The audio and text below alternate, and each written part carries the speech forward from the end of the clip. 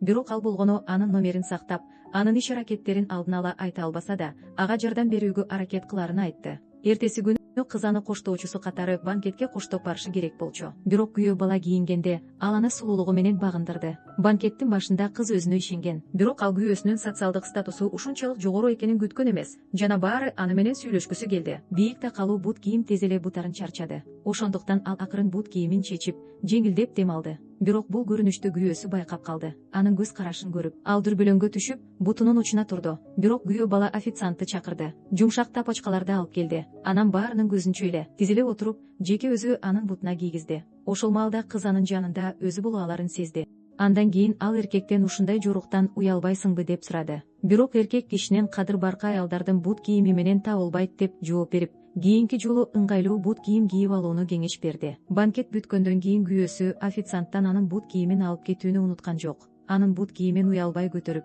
коноктор менен тынч сүйлөшүп жатканын карап турду. Кыз абдан таасирленип, балким аны менен жашоо анчалык деле жаман эмес деп ойлоду.